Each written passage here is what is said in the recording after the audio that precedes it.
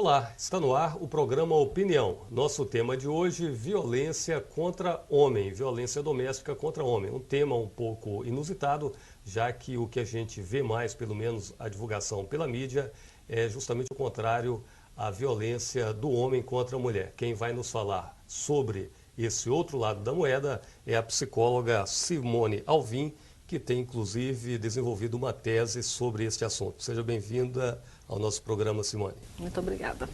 Bom, eu começo perguntando para você a respeito dessa situação, né? A ideia que se tem é que o homem, até por uma questão de estrutura física, geralmente ele é que comete a violência contra a mulher. Mas você tem esse estudo de uma tese que tem acompanhado casos de mulheres que praticam violência contra homens. Eu queria que você relatasse um pouco sobre como começou esse trabalho e o que você tem constatado nessa pesquisa. A primeira vez que eu tive contato com uma situação dessa que me despertou para esse assunto, eu estava ainda no primeiro período da faculdade. Eu trabalhava numa clínica de teste psicológico, psicotécnico para trânsito, e era um sujeito que veio para reteste, que era um teste mais individualizado, não é aquele teste numa sala que faz todo mundo junto. E ele estava muito nervoso, é um teste que a gente faz uma anamnese, conversa um pouco até a pessoa estar um pouco mais relaxada pelo próprio contexto do teste. E esse homem não relaxava de jeito nenhum e num dado momento eu toquei na questão, perguntei se ele estava com algum problema em casa, que se estava acontecendo alguma coisa, porque ele estava muito nervoso e isso interferiria no teste. Ele começou a chorar, ficou desesperado e soluçava e não conseguia falar o que era. E depois de um tempo tentando acalmá-la, ele acabou relatando que ele vinha sofrendo violência física da esposa, quase que cotidianamente, e começou a me mostrar as marcas. Assim, ele levantou a perna, a calça para me mostrar marcas. Ele tinha marcas nas costas, que ele apanhava com cabo de vassoura. Foi a primeira vez que eu ouvi falar sobre isso. Passou mais um tempo, numa disciplina de pesquisa, a gente fez um questionário fechado, uma disciplina simples, de resposta sim ou não, marca X.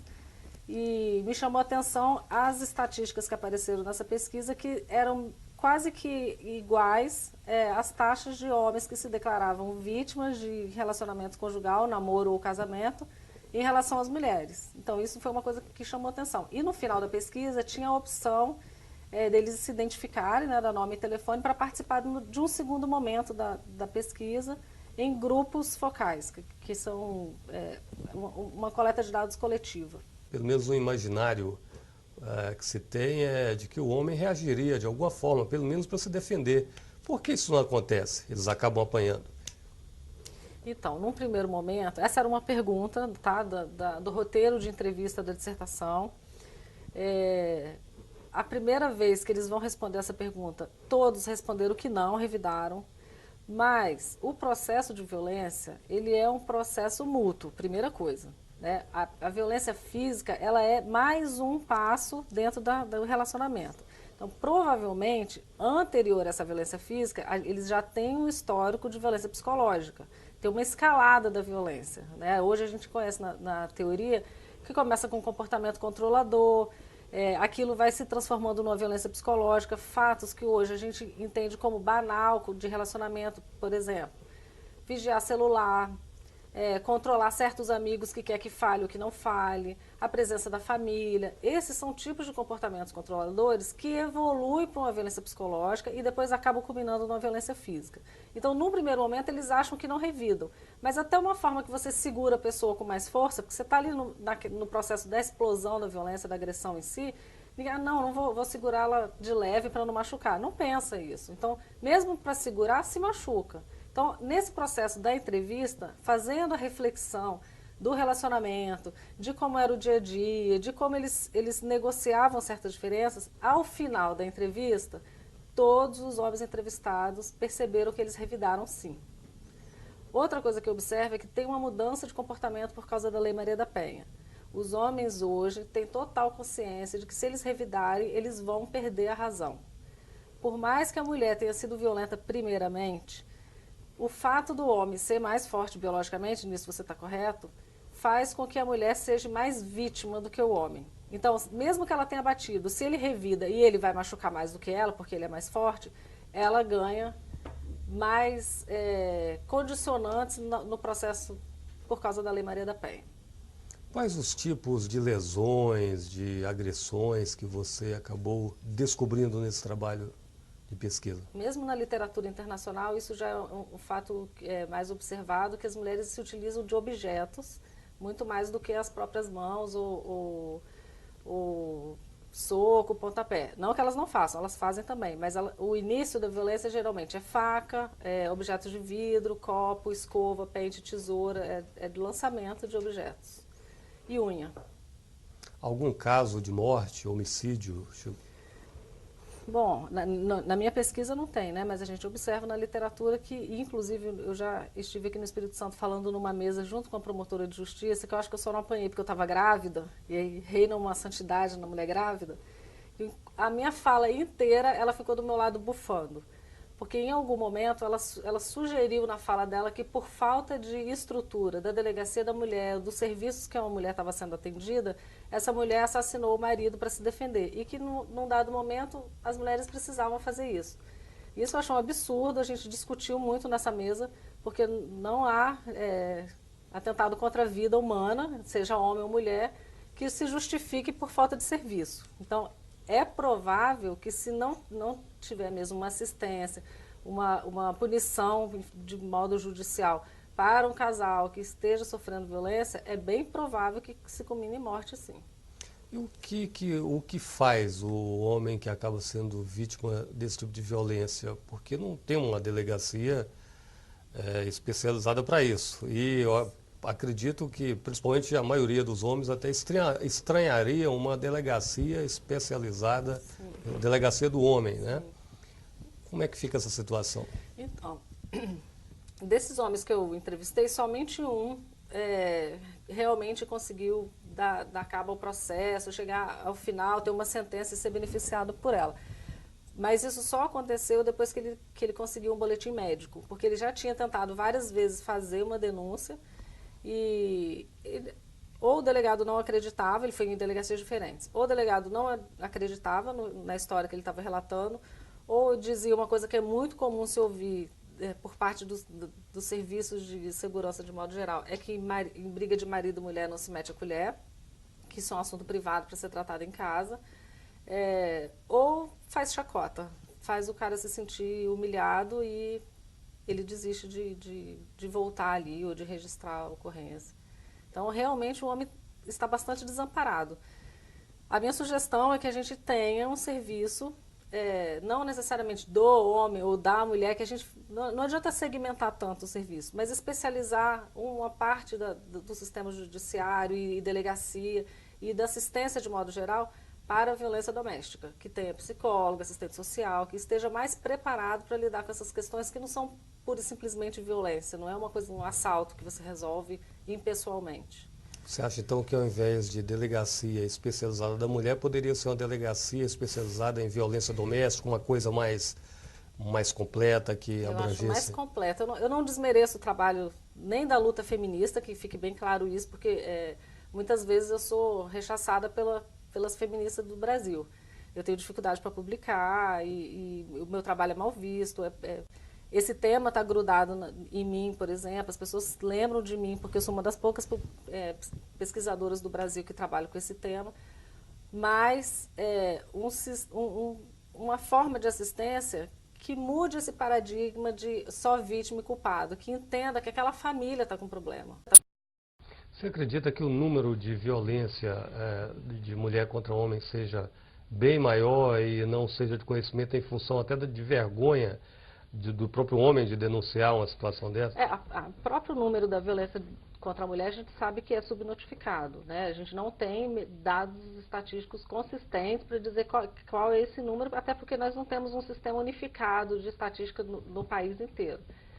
As mesmas questões que as mulheres sofrem em relação à vergonha, à humilhação, à desonra por sofrer violência do marido, os homens sentem com uma dosezinha a mais por ser homem, porque não se espera que homem vá apanhar de mulher. Então, tem um preconceito em relação à masculinidade dele. Isso é colocado em xeque. Eu tenho um casal na mostra que, na época da entrevista, já estava 1 ano e meio sem ter relação sexual, por exemplo. Ele questionava a própria sexualidade. Ele achava que ele tinha ficado impotente. E aí ele me conta, nesse momento, ela na sala de espera para ser entrevistada, ele me conta que ele tinha traído com uma colega de trabalho para ele ter certeza que ele funcionava. Então, tem uma coisa... A relação tinha se desgastado tanto a ponto de Tanto. interferir na questão Esse sexual do era casal. um que revidava pouco. Ele não, ele realmente, o que ele identifica como violência é ele segurar forte. Ele nunca deu um tapa de revidar nem nada disso. Mas essa mulher bateu nele. Eles tinham 10 anos de relacionamento, ele já tinha apanhado 7 vezes na rua, dentro de ônibus, na igreja. Eles eram um casal de evangélico. Situações em que os filhos presenciaram Sim. essas agressões. Que é o caso que eu acho mais grave da dissertação, desse estudo, que é eles já estavam separados, o pai pegava os filhos nos finais de semana, e quando a mãe veio trazer os filhos para o pai, veio com o atual namorado dela, que era um traficante no Rio de Janeiro, que segurou o ex-marido dela, né, e ela bateu nele com um porta-toalha de acrílico, quebrou 2 costelas, um braço, um dente, na frente dos filhos, um de 12 e um de 14. Além disso, depois que ele conseguiu reaver o direito de ter os filhos, porque ele já tinha até perdido o direito de visita, tinha perdido bens e tudo, ele só conseguiu porque ele conseguiu provar, até essas crianças foram ouvidas pelo juiz que cuidava da causa e tal, ele conseguiu provar várias violências que essa mãe fez com essas crianças, com esse namorado novo, tipo cheirar cocaína na frente dos filhos, mandar os filhos às 3 da manhã ir na rua comprar bebida porque tinha acabado a bebida deles, transar na frente deles. Então, geralmente as crianças participam do processo de violência. Isso é mais um argumento que eu acho importante para a gente se atentar para o fato de que essa família precisa de atenção. Não é uma coisa só, a mulher sofre violência. Os filhos são muito prejudicados pelo processo de violência. Simone, nós vamos fazer um breve intervalo. Na sequência, voltamos com a entrevista com a psicóloga Simone Alvim, falando a respeito da violência doméstica da mulher contra o homem. É rapidinho, já já a gente volta.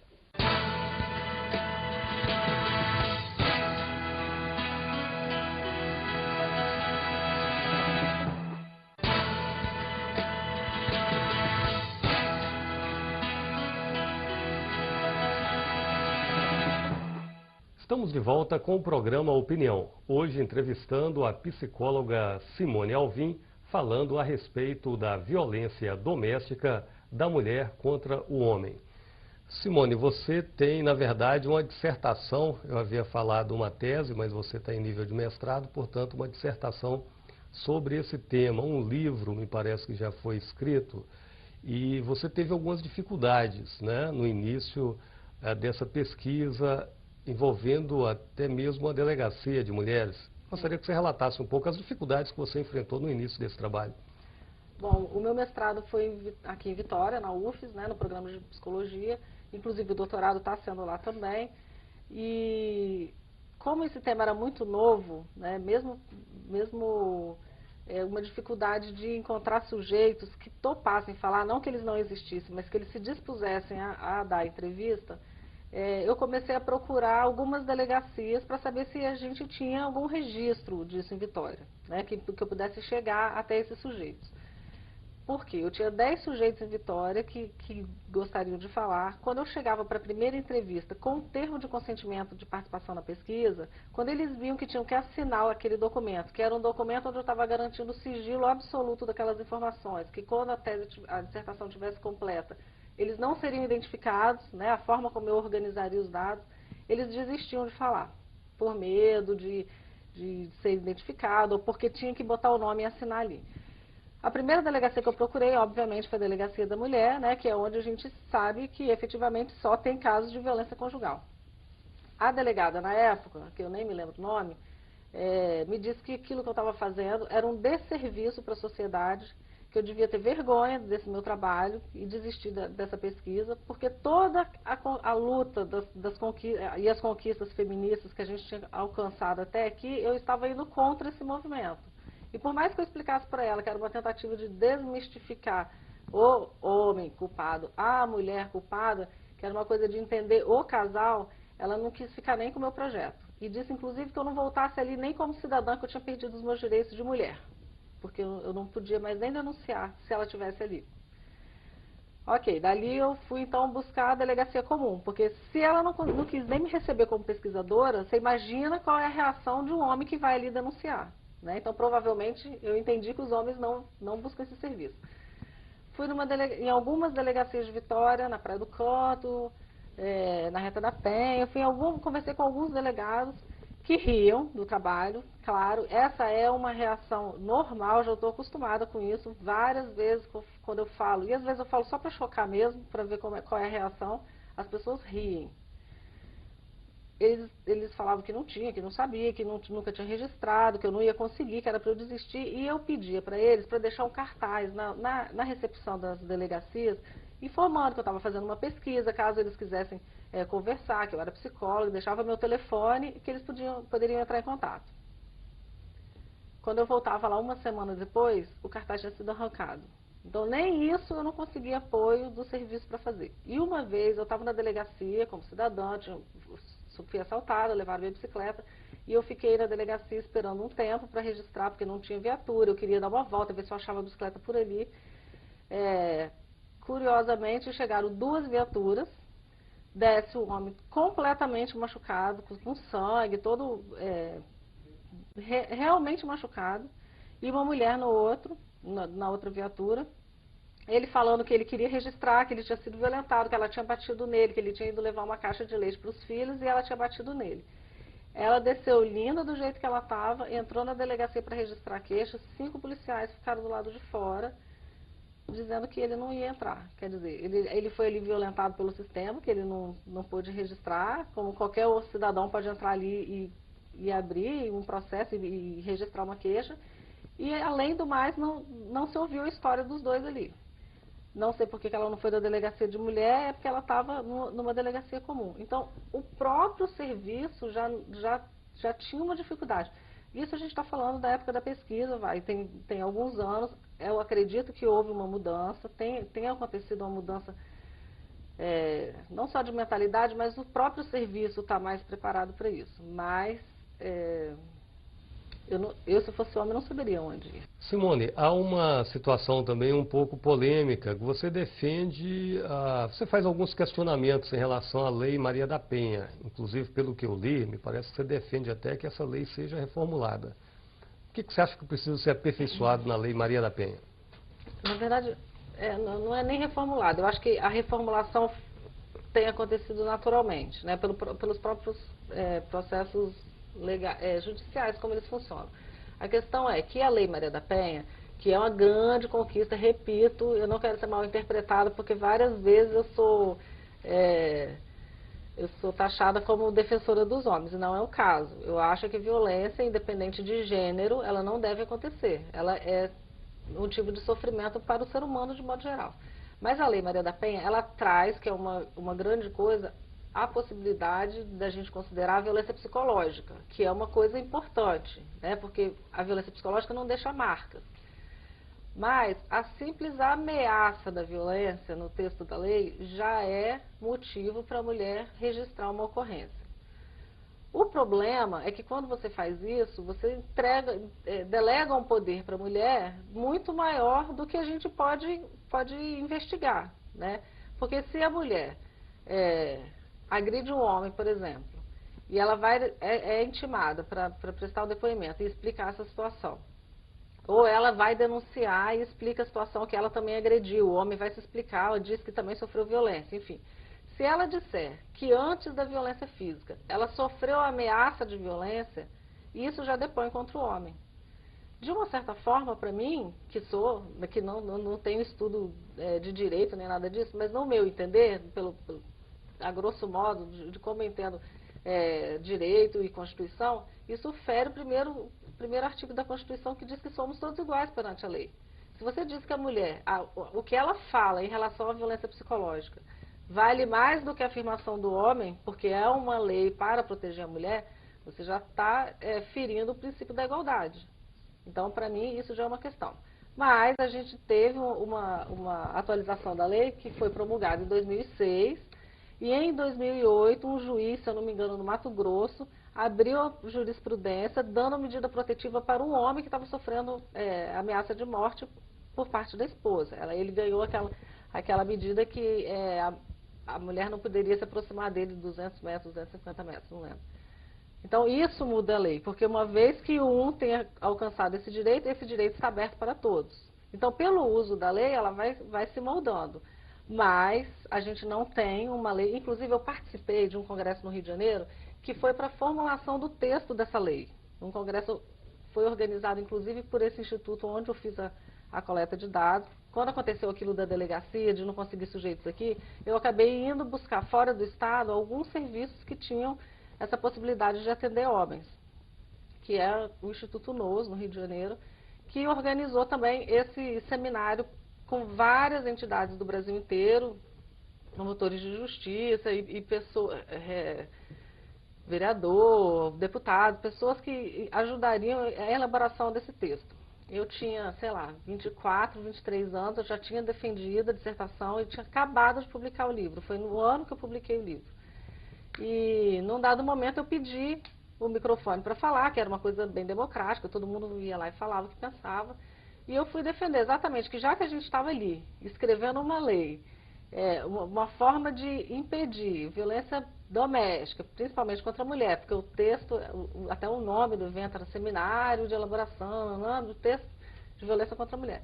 Que a gente pudesse, então, já nesse momento, ter uma mudança de perspectiva e enxergar a possibilidade do homem também ser vítima, ou da gente enxergar a violência doméstica, efetivamente. Porque a violência doméstica está diretamente ligada à mulher. Quando você fala no Brasil violência doméstica, a primeira coisa que vem à cabeça é violência contra a mulher. E não é só isso que acontece.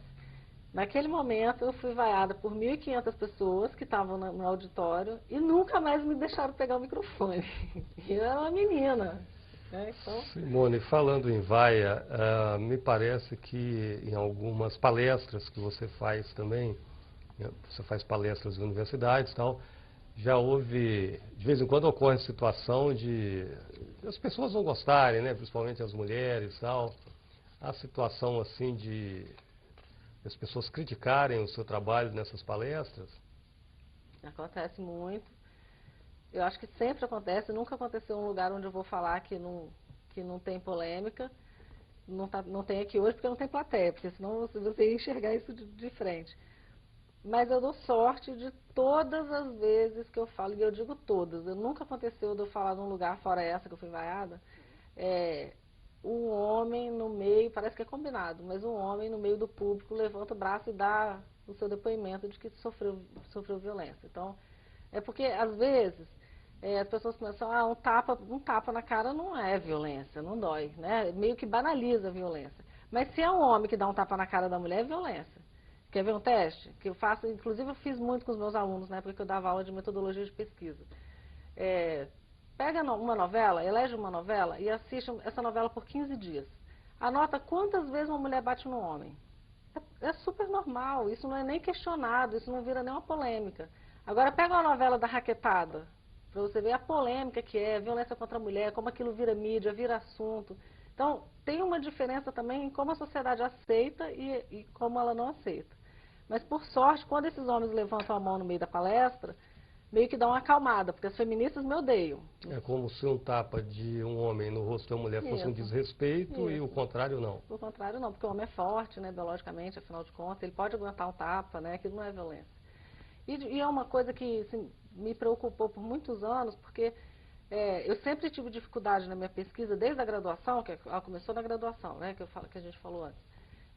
O Brasil não tem literatura sobre isso, né, e é incrível, porque é um país super libertário, democrático, país do carnaval, que aparece todo mundo nu na televisão, no carnaval. Não querer enxergar essas coisas e não ter produção teórica sobre isso. Toda a minha fundamentação nesses anos de pesquisa são literaturas do Canadá, dos Estados Unidos, da Inglaterra, que são países que já trabalham com esse tema há 20, 25 anos. Lá já existem leis que dispõem sobre essa situação? A lei não é tão específica para homem ou para mulher, é uma lei para o ser humano. Ou os serviços, eles são ou focados só para homem ou só para mulher, mas não se desmerece, não se negligencia a possibilidade disso acontecer. principalmente na clínica. A gente não tem na psicologia clínica no Brasil estudos focados em homens que sofrem violência, por exemplo, especificamente esse público, sabe, esse grupo. E o que os autores, desculpa, mas o que os autores falam sobre isso é que se você não mudar essa mentalidade, essa prerrogativa anterior, esse paradigma de que a violência ela pode acontecer tanto para o homem como para a mulher, como é que você vai atender o homem que chegar no seu consultório com essa queixa? Se você não tem essa produção teórica. Sabe? Tudo é um encadeamento. O psicólogo que está na clínica, ele está embasado teoricamente em alguma coisa. Se você não tem estudos no país, como é que você vai atender o homem? Para finalizar, nós temos mais ou menos aí uns 30, 40 segundos. Eu queria que você falasse rapidamente, a gente falou tanto do livro, mas não falou o nome do livro e o documentário que você está para produzir aí, inspirado nesse livro. O livro chama Homens, Mulheres e Violência. E o documentário é baseado nos depoimentos desses homens, dessa amostra que foi entrevistada para a dissertação que virou livro. E é uma forma que eu encontrei para falar que as pessoas assistam o filme inteiro para chegar a uma conclusão no final. Porque enquanto você está dando a palestra, dá tempo das pessoas te vaiarem. O filme talvez seja uma linguagem que as pessoas aceitem melhor do que a palestra. Simone, agradeço pela sua participação aqui no programa Opinião. Infelizmente, nosso tempo chegou ao final. A você que nos assistiu, obrigado pela audiência. Lembrando que este programa pode ser visto também através da internet, pelo site www.al.es.gov.br. Até uma próxima oportunidade.